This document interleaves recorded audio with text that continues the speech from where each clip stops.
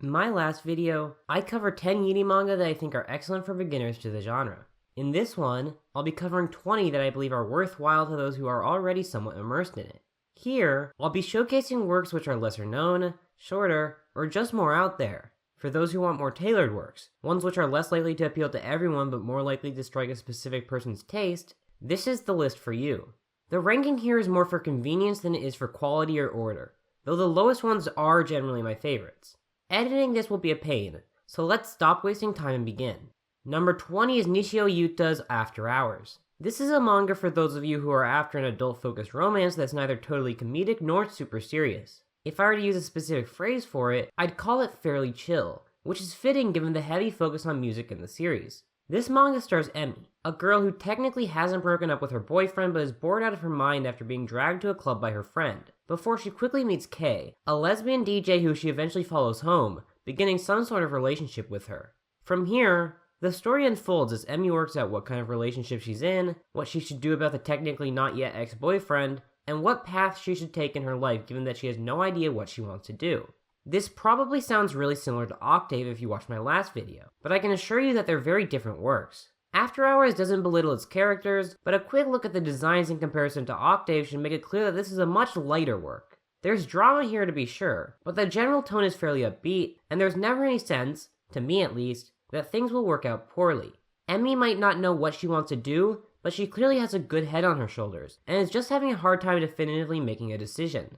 Her relationship with Kei is, while a bit messy, clearly mutually beneficial, and worth supporting. Frankly, I'd compare this more to something like Girlfriends than Octave in terms of its atmosphere. If you want something with that tone while avoiding the schoolgirl tropes, then this is a manga to look at, though I can't promise what direction it'll go in since it isn't done being published in the West yet.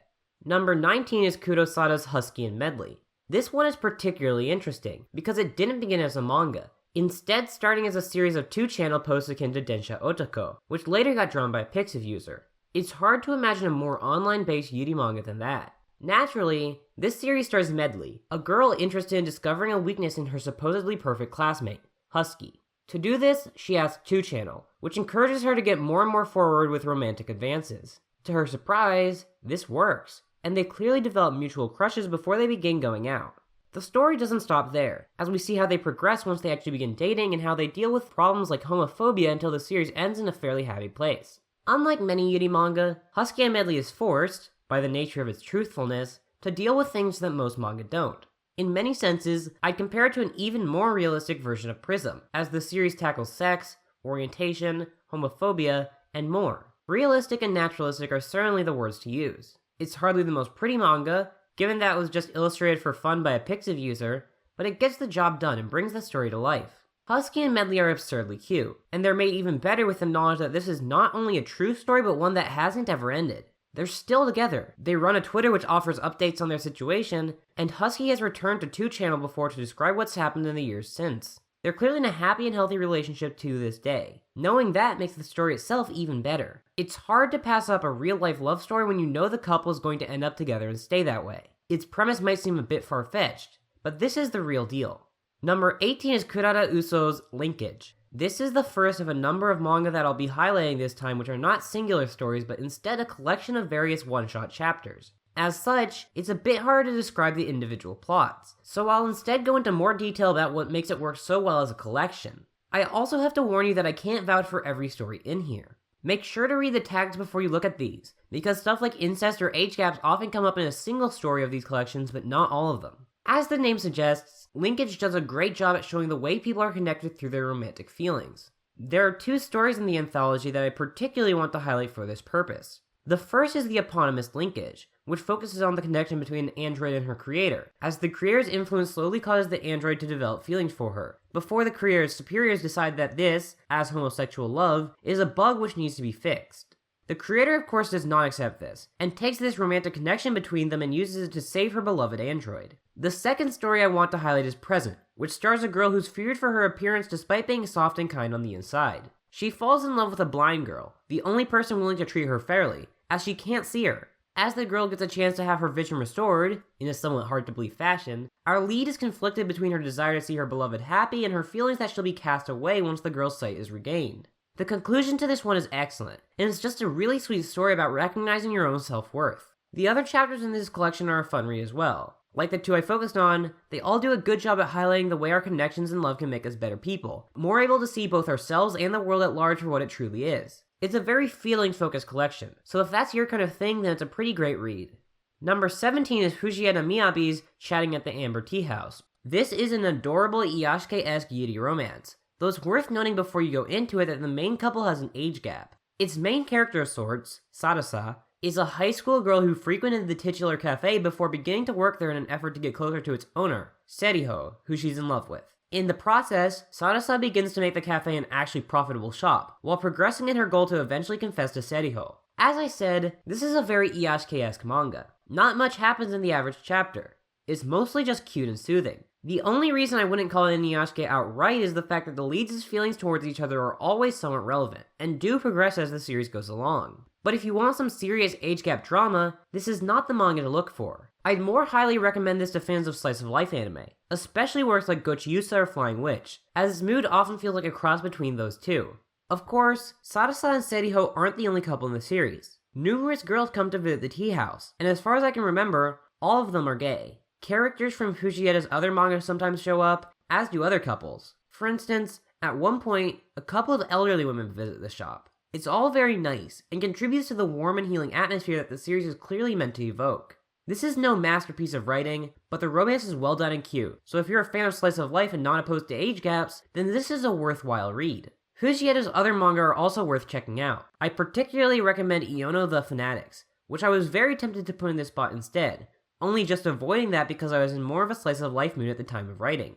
Number 16 is Otsu Hiyori's Your Cuteness, or Kawaii Anata. Another collection, this is a somewhat bittersweet anthology with a number of tragic stories, though it has one which stands out as one of my favorite Yuri one-shots of all time. Said story is the titular Your Cuteness, where the main character feels upset over the fact that she isn't traditionally cute, while her girlfriend does her best to convince her that she is in her eyes. The other stories in the book are worth reading, but it's that story which stands out to me. As a trans girl, the idea of feeling like I'm just not cute enough is not foreign to me. Validation from those I care about can be very important at times, so the final shot of the main character dressed as a princess instead of as a prince with the help of her girlfriend was fantastic, and easily stands as one of my absolute favorite moments in any one-shot. However, the ultimate reason I picked this manga for number 16 is not because of the manga itself, but more because of its author. Otsu Hiyori is excellent, but I had no idea which of her collections I wanted to go with, so I settled on this one. It was a hard decision. All of her collections are great, and I'd recommend every one of them. Aqua Blue Cinema is one of her few Yuri manga which has a singular narrative. It focuses on an actress and the girl she falls in love with after breaking up with her former girlfriend.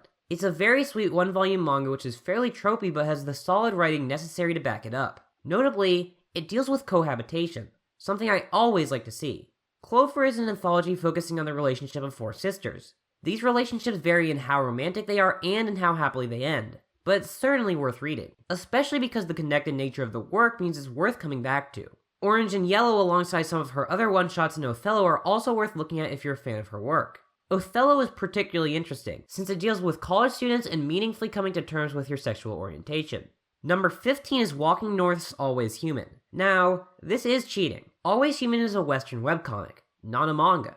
That said, it's focused on the relationship between two girls, and is so good that I had to include it anyway, as otherwise, I never really get a chance to talk about it on my channel. Always Human is set in a far future where humans have gained the ability to alter themselves through technology known as mods. With this premise, it stars Tsunade, a VR developer, who falls in love with Austin, a university student who stands out for her lack of mod usage. We quickly learn that this is because Austin is biologically incapable of using them in the first place, and the ways this influences her and how she's seen contributes to some of the many things we observe as their relationship progresses. Always Human is wonderful in every way. The art is fantastic and colorful, something you're obviously not going to be seeing in actual manga.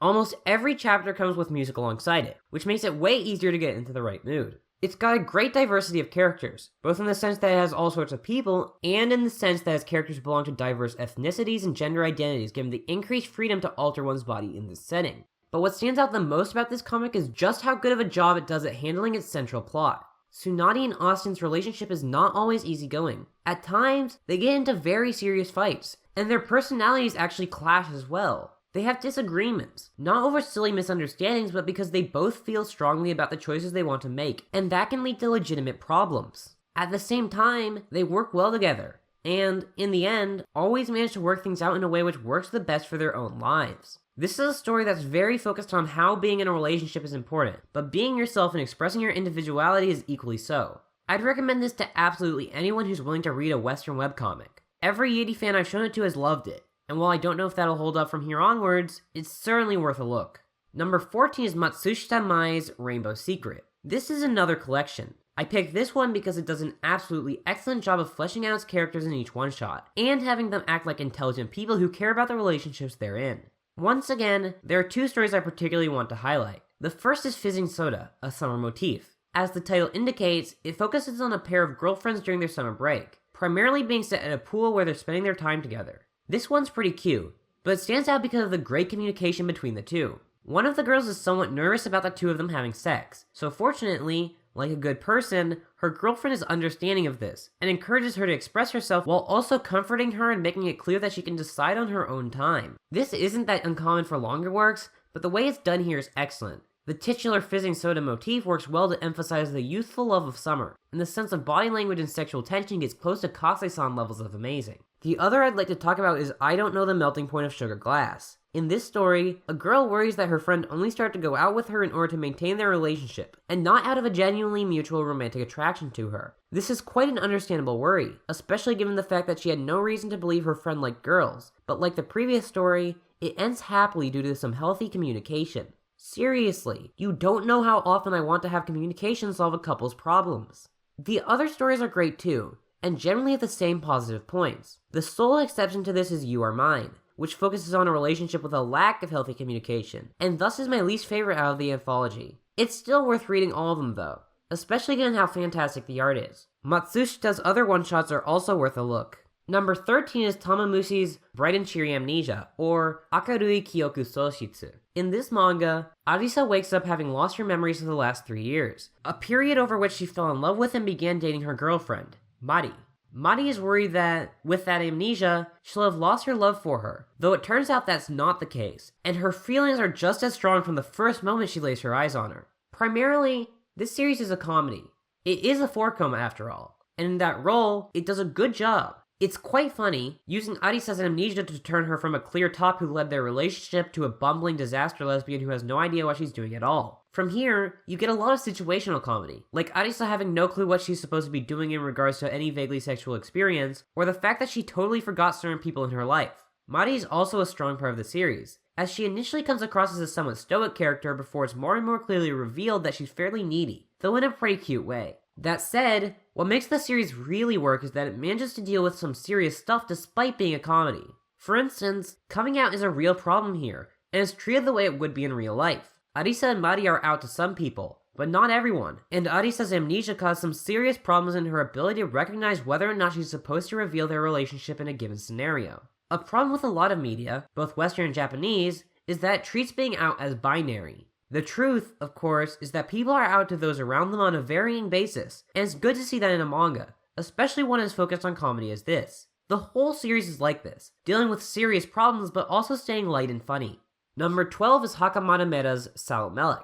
In this story, a girl named Salome frequently moves with her mother. Because of this, and the fact that she's a witch, she's learned not to get too close to other students, as they can never be trusted. That is, until a girl named Hikari tries to befriend her. Salome remains suspicious, but she begins to fall in love with Hikari, which has a serious effect on her life. This is a cute story about opening up to others, not being afraid of your differences, and growing up. That said, the real reason I'm highlighting it is, once again, to shine a spotlight on the mangaka. This is the least trope-heavy of her manga, so I figured it deserved this spot. But I'm going to highlight some of her other manga because, if you can get used to her art style, she's got a bunch of great stories. The Last Uniform, at 3 volumes, is her longest and strongest work. It wouldn't be inaccurate to call it a love-dodecahedron schoolgirl Yuri manga. Like many works, it takes place in an all-girls school and focuses on the many girls who have feelings for one another. Notably though, it consciously avoids getting too Class S heavy, by introducing male characters and having them be considered as serious options by some of the girls.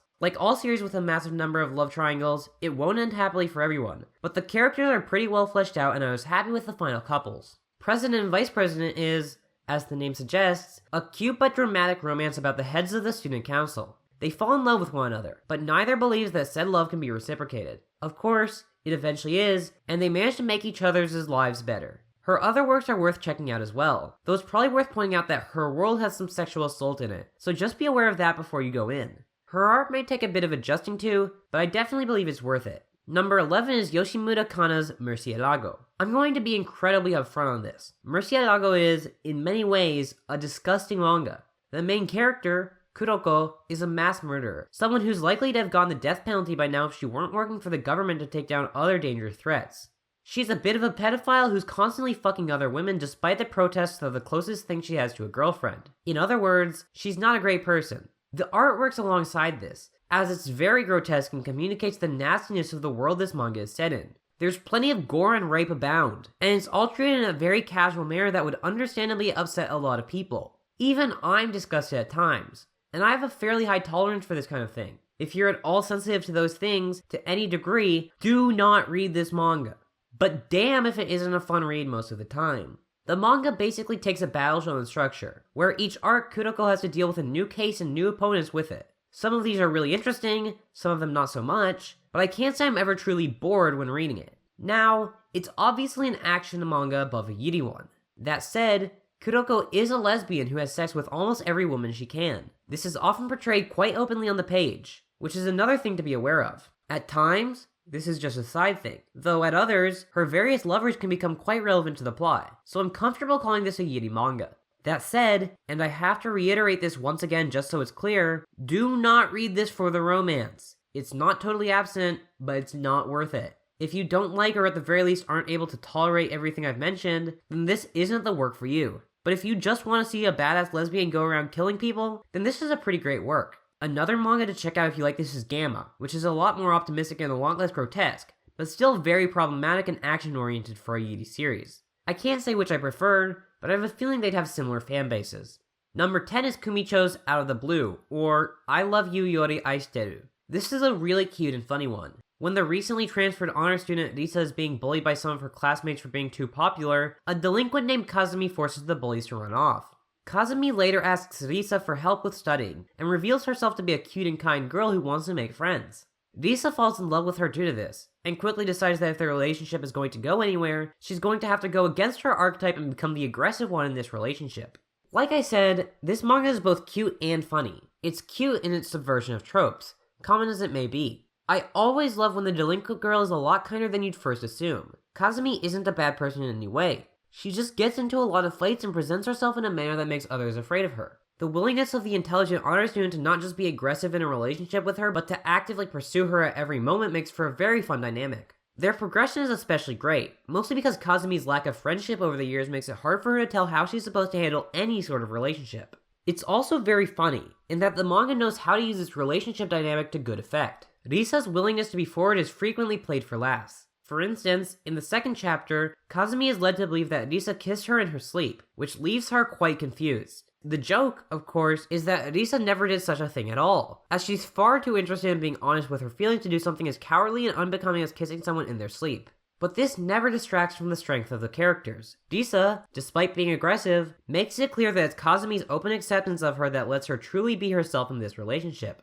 Basically, it's adorable and mutually beneficial, which I think is quite obviously my thing at this point. Number 9 is Nishiyuko's Tonari no Robot. This is another story about an android loving a human, though this one takes an approach I'm not sure I've seen before. Unlike most stories of its type, it isn't necessarily about an android falling in love. No, our android protagonist Hiro has loved her potential partner, Chika, for quite a while. Instead, this manga tries to explore in depth the difference between love from a human standpoint and love from an android standpoint. Hiro's growth comes in the form of better understanding her own feelings and asserting them more strongly, while Chika tries to work out how she should feel about being in love with an android who experiences things in such a different way. This is probably the most interesting an Android X human story can get, at least one that's only a volume in length. By totally doing away with the question of, can an android experience love, and instead asking, what does it mean for an android to experience love, we get to explore some much more interesting ideas. For instance, Hiro's love is definitively different from a human's, and stays that way through the ending. But there are commonalities as well, ones worth paying attention to the point that what she feels for Chika can still be called love. If love is based on attachment, on wanting to spend time with someone, on caring about their well-being, then surely, Hiro is in love with Chika. As I said, this story is also very much about Chika. For a long while, she's hesitant, because while she loves Hiro, she's also worried that her feelings can't truly be reciprocated. When you mix in the fact that Hiro is an experimental subject, not a person with full autonomy, things get very complicated. She's eventually able to accept that Hiro loves her, but it takes a lot of work to get there. This manga is absolutely worth reading if you want a romance of a sort that you've never read before, or if you want a manga that seriously deals with sci-fi ideas while also being a great eating romance. And if you like this, check out Nishi Uko's other works, as she's writing some of the most interesting yuri out right now, with a heavy focus on adult characters. I particularly recommend her manga Collectors. Number 8 is Sato's Frag Time. In this story, our lead Moria has the ability to stop time, which she uses to make her life a bit more interesting and to somewhat voyeuristically look at what those around her are doing. One day, she uses her power to peek up the skirt of the beautiful and popular Murakami, only to discover that Murakami is the only one unaffected by her power. Moria is suddenly put in a very compromising situation, one in which she has to act according to Murakami's wishes lest she be outed. Of course, this is just the setup. The real meat of the manga is how it handles adolescent social dynamics, the way we hide our true selves to the point we don't even recognize them, and as is so common in the series I've been highlighting, the power that offering your love to someone can have. Murakami is, to the class at large, a popular and near-perfect girl, but she's not representing her true self in the slightest, and is absolutely miserable in her position. She idolizes Moria, because Moria is capable of acting out her true desires, even when it leaves her isolated and lonely. Though even she needs powers to truly express parts of herself, such as her lesbianism. Their relationship starts from a pretty unhealthy place, with Murakami mostly using Moria so that she can act as she wishes without having to pay close attention to her social standing. As the series progresses, she comes to appreciate Moria to a greater extent, finding more and more power within herself to actively resist peer pressure and behave as she wants. At the same time, Murakami begins to lose her powers, and has to confront the fact that she's going to need to get better at expressing herself openly without the fallback of stopping time. This is a series that really understands how harmful adolescent social dynamics can be, especially to queer people. For another work along these lines, check out Inside Mari, which might not look like yuri at first, but trust me, that manga is worth it as well. Number 7 is Amano Shunita's The Feelings We All Must Endure. Set at a college, this is another adult-focused series along the lines of something like Octave. However, this is definitely the most serious and mature of all the manga I'm going to be recommending. Its relationships are all absurdly messy, none of them work out the way you'd hope, people cheat multiple times, and it's just not all that happy. That said, it does a great job at what it's trying to do, and whether or not you enjoy it will probably come down to whether or not you appreciate what it's going for in the first place. This is a series about how love isn't always enough to make you power through and have a healthy relationship. About how our conflicting feelings can lead to morally objectionable decisions that just aren't good for us.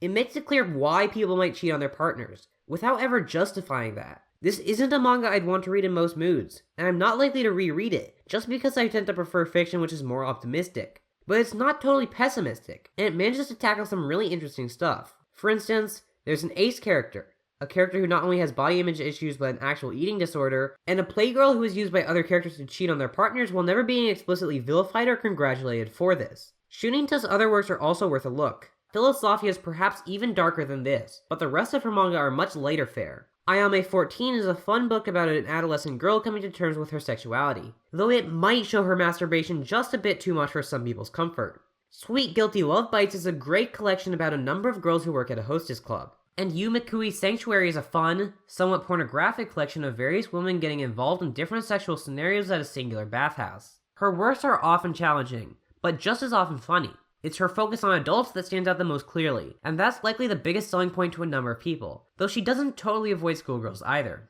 Number 6 is Imamura Yoko's The Real Her, or Honto no Kanojo. In this rom-com manga, Moe confesses to her popular friend Yuka. Yuka turns her down, but contrary to what she expected, Moe is a massive masochist who enjoys being berated by her. Not only that, but Moe is aware that Yuka's true personality is hardly the popular and kind persona she puts on for the rest of her classmates.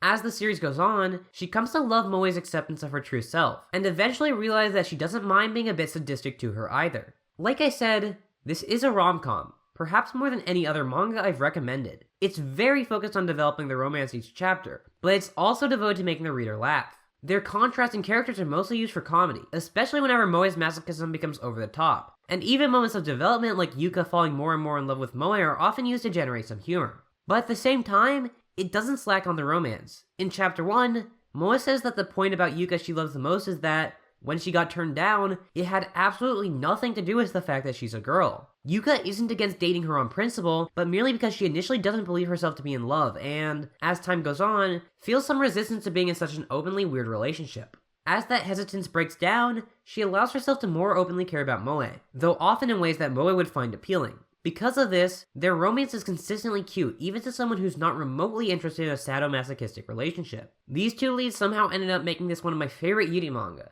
despite the fact that it doesn't seem to do anything special from the outside, so it's definitely worth a look for you if the premise isn't inherently off-putting. Number 5 is Tanju's Their Story. Once again, this is cheating, since it's Chinese and not Japanese, but I'd be remiss to exclude it. I haven't gone that deep into Chinese or Korean Yuri yet, only having read a few such works, but even among Japanese series, Their Story is one of my absolute favorites. It stars Jing, a very attractive butch girl who falls in love with the beautiful Chu Tong at first sight. From here, it slowly chronicles their relationship, with their eventual getting together being a foregone conclusion that many of the artist's side drawings back up. This is a very slow series. I've been reading it for at least 2 years now, probably 3, and only so much progress has been made. Many chapters focus on side characters, the release rate can be inconsistent, and even when it's focused on the two leads, we don't always see any actual progress. I'd be willing to guess that a good half of chapters are just focused on cute or funny moments in their lives. That said, I don't necessarily think that's a bad thing. When you have to wait 2 weeks and you don't get a real continuation of the plot, it can be a bit annoying, but in the long term,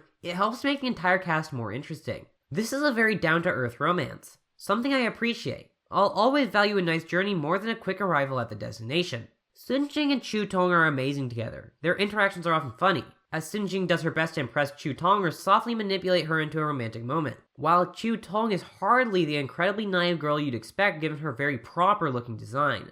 Not to say she isn't dense in regards to love, she definitely is, but somewhat believably so. Jing pretty clearly knew she was gay before falling for Chu Tong, while Chu Tong herself had no idea. At a certain point, after Jing confesses, the dynamics change. Here, I believe, is when the series gets even better. Chu Tong, now aware of Jing's feelings, has to start considering the meaning of her own feelings, while also remaining friends with Jing. It's nothing you've never seen before. Hell, it's nothing that hasn't been on this list already, but it's just done so well. When you mix that with the great art, you get a series that deserves to be on this list even if it technically doesn't qualify as a manga. Number 4 is Doman Seimon's Odd Man 11. Doman Seimon is best known for his work on The Voynich Hotel, but all of his works are both weird as fuck and absolutely fantastic. Odd Man 11 stars Setsu, a girl who theoretically has a crush on a boy named Itami, one of 11 odd men at the school. To date him, she has to act as Scott Pilgrim and challenge the other 10, all of whom were Itami's girlfriend at one point or another.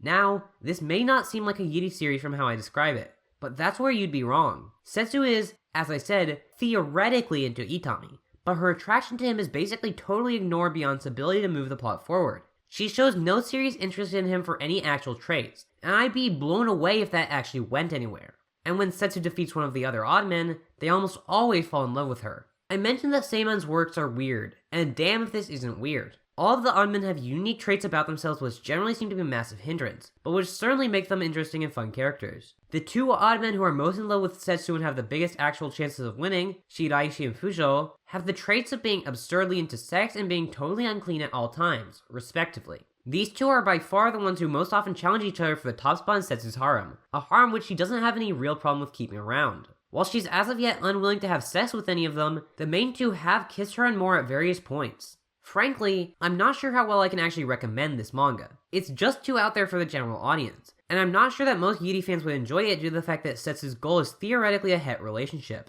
But through its bizarreness, it manages to actually be very sincere at times. Setsu is the first person since Itami to accept some of these odd men, and that means a lot to them. I have no idea how this series is going to end, but I wouldn't be surprised in the slightest if Setsu's harem becomes an actual harem very soon, given that most of the members don't seem too opposed to the idea. Either way, just try it out if it sounds up your alley. Number 3 is Ueo Hisamitsu's Qualia the Purple. This one is hard to describe without spoiling the whole thing, because so much of why I love it comes down to the directions it goes, but given that those directions are totally unexpected in every way, I can't exactly talk about them in depth. To do my best, this series stars Gaku, a girl who befriended her classmate Yukari after accidentally bumping into her and kissing her. Yukari has beautiful purple eyes, and those eyes happen to see all living things as robots. Not in some metaphorical sense, no. She literally does not see human beings as humans, but instead as mecha with various components. If someone's a fast runner, she can see the boosters on their legs. If someone's good at predicting the weather, she can see a sensor for that on them. Gaku has a hard time believing this at first, but she accepts it from the girl she cares so much about. From here, the plot really starts going. I've got to warn that it gets very violent at multiple places, so if some moderate gore is a turnoff for you, then don't read this manga. As the first volume goes on, the series gets quite philosophical, and actually asks the necessary questions about how Yuka's powers work and what that would mean for the world at large. Once that volume ends, things take a massive turn, and we begin to go in-depth with some serious sci-fi concepts that to me, as someone who knows nothing about quantum physics, sounded legitimate enough to believe are at least vaguely based in reality, even if the series does things with those concepts which wouldn't actually work. Eventually, the manga becomes a truly epic love story, one which drives some of its characters to commit disgusting acts in order to achieve their goals. Again, I'm sorry for being vague here, but unlike many series on this list, even light spoilers could really influence how you perceive the work, because the direction it goes in is so incredibly unexpected and unlike anything else I've really read. The best thing I can compare it to is Serial Experiments Lain mixed with more quantum physics and an increase in the amount of Yuri. I can't say much more than that, but please, just go read this manga. The only reason I didn't put it as number 1 is that I can't adequately describe the work. It's an absolute masterpiece and is easily one of my favorite manga overall. Everything ties together perfectly, and I knocked out its 3 volumes in one afternoon, something I rarely do, especially with text-heavy works. It's absolutely worth it. Number 2 is Ohana Holo Holo. I've got to be honest with you, this one would be number 1 if it were fully translated into English. I couldn't wait, so I bought and read the Japanese releases, and I can promise you that someday, when it's fully translated, this will be a work that absolutely no Yuri fan can miss. It focuses on 2 bisexual women, Saya and Michiru, who were once dating before Michiru disappeared. When she met Saya again after having a kid and becoming a widow, they decide to once again move in together, while specifically not re-entering their relationship. This obviously creates a somewhat tense and awkward situation, but their love for Michiru's son, Yuta, is the element which stands out the most through the entire series. Michiru begins this manga as a bad person. She frequently runs away, makes little to no attempt to contribute, and frankly has Saya acting as more of a mother than she is despite the fact that she has far fewer responsibilities. This could be a deal breaker, and I totally get that. Michiru would upset even the staunchest defenders of Octave's Yukino. She's just an outright toxic person to be around at the start of the manga. But as time goes on, Michiru realizes that she needs to begin taking responsibility in her life, that not only Yuta but Saya deserves a better family member. This is a series about them becoming a functional family, working beyond their traumatic past and building a future together as best they can, for all of their sakes. Something that constantly struck me as I read this is that it has to be manga. The paneling is very precise, and goes far beyond the ordinary grid layouts that most series use. The art is delicate and detailed. Certain pages work well entirely because of their ability to use black space, and would be totally ruined by the presence of color. I love reading works like this, as they make it apparent to me why I'm reading a manga and not a novel. A series that doesn't do this can still be worthwhile, but one that does can be a masterpiece. And that's exactly what Ohana Holo Holo is. Plus, there's enough evidence to believe that Saya might be a trans woman, so that's cool too. They'll be aware that the characters are bi, and express attraction to both men and women throughout the work. And lastly, number 1 is Amagakure Gido's I'll Send Her Home on the Last Train, or Shuden ni wa kaeshimasu. This is another collection, but it absolutely deserves this top spot. It's schoolgirl Yuri to be sure, nothing you haven't seen if you care enough about the genre to have made it all the way through this video. But it nails absolutely everything, and has at least 3 of my favorite stories in Yuri that are less than a volume in length. The titular story is actually a 2-shot, though that obviously doesn't diminish it in any way. Our main character, Seto, has a plan for becoming absurdly successful in life and thus not having to do anything in the future. Funnily enough, she does this by putting in massive amounts of effort, but she never shows any lack of confidence in her ideas. When a kohai, Tsune, warns her that a guy was trying to look up her skirt on the train, she finds herself unable to express her gratitude, which she promptly does the next time they meet. They grow closer and closer, both physically and emotionally, as Seto's relationship with her becomes increasingly based on a real fondness, becoming on equal footing. By the end of the first chapter, she's seriously in love. The next chapter has them actually work this out. It's magnificent, and I'd rank this story alone as better than the vast majority of full-length schoolgirl Yuri manga. But that's not even the best story in the anthology. No, it gets better. The Ephemeral Asterism is a pretty traditional love triangle, but it's one of my favorites that I've ever read. It treats all of their feelings seriously, doesn't belittle anyone, and accepts the fact that they can actually be friends with one another even if they are in an impossible to resolve romantic situation. I'm not saying a situation like this couldn't ruin their friendship, but it's fantastic to see it not do so. I'm so starved for healthy relationships even when there's complex feelings abound, and this one-shot delivers. And then there's Forever Girls. What a fucking masterpiece this is. Do I have a single Yuri one-shot I like more than this? I can't be sure, but I don't think so.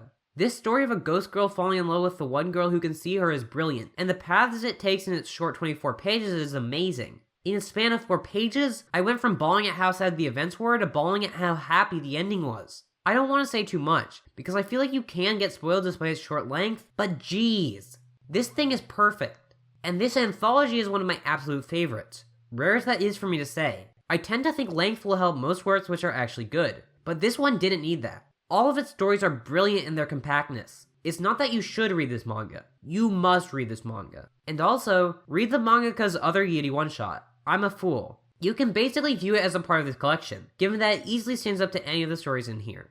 Well, that was a lot of work. It took me a good 6 hours to write this, and even longer to edit it. But I hope you enjoyed all these recommendations. It's unlikely that there's enough Yuri I care about to write another one of these, but my Yuri videos obviously aren't going to stop in general. I'd be glad if you read even a few of these works thanks to this video. This video and others, especially my upcoming larger projects, are made possible because of the patrons you see right now. Special thanks to Earden, Alice, and Mika Hearn for being $10 patrons. If you'd like to support my videos, please support my Patreon, and consider following me on Twitter or checking out my blog for a larger backlog of content. I hope you enjoy my future videos as well.